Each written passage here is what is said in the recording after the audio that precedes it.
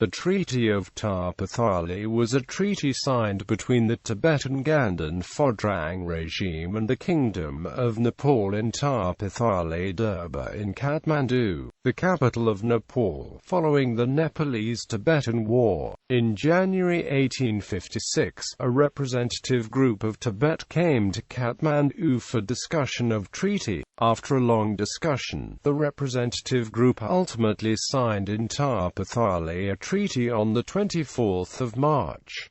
Failure of first attempt. Tibetan were continuously defeated due to the lack of arms and ammunition.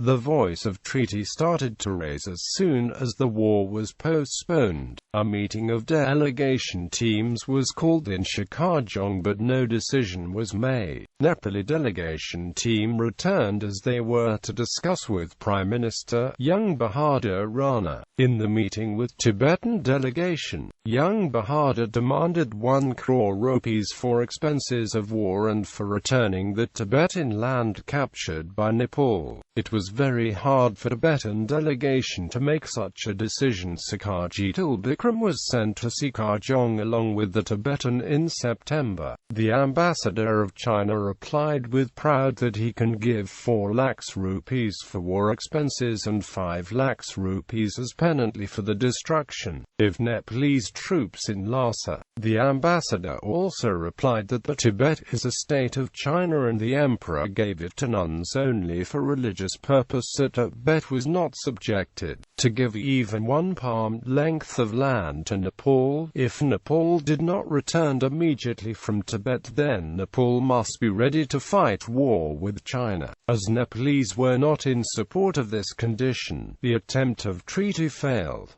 Second attempt and its terms. Tibet government have to pay 10,000 Nepalese rupees to Nepal government per year. Tibet and Nepal agree to regard the Chinese emperor as heretofore with respect. In case any foreign country attack Tibet, Nepal government have to help Tibet government. Also, in case if Nepal is attacked, Tibet government have to preserve the Nepalese wealth and have to transfer wealth in safest place in Nepal. The expenditure during this transfer have to be paid by Tibet government for first 2 months and by Nepal government after that. In trade between Tibet and Nepal, Tibet government will not impose custom duty for Nepalese products. Also, the custom duty imposed on Nepalese products up to the period of treaty will also be forgiven. Tibet government have to submit all the war prisoners and arms of Nepal. Also, the Nepal government have to submit war prisoners and yaks taken during the war for the care of Nepalese businessmen. From this time onward, a courtier will be appointed instead of Naik as a representative. All Nepalese are allowed to do business in Tibet without any hindrance. With exception of armed soldiers, all Nepali are allowed to travel freely in Tibet. Nepali representative won't interfere in Tibet internal matters. Also, in case of dispute within Nepali, Tibet government won't interfere. But for dispute between Tibetan and Nepali, both governments will appoint 1 representative each for settlement of disputes. The penalty paid by Tibetan and Nepali during the disputes will be given to Tibet government and Nepali government respectively. If any murderer escaped from a country and resides in other country, the latter will submit the culprit to concerned government. If any citizen of one country theft the citizens of other, the former government shall make all the provisions for returning materials and punish culprit.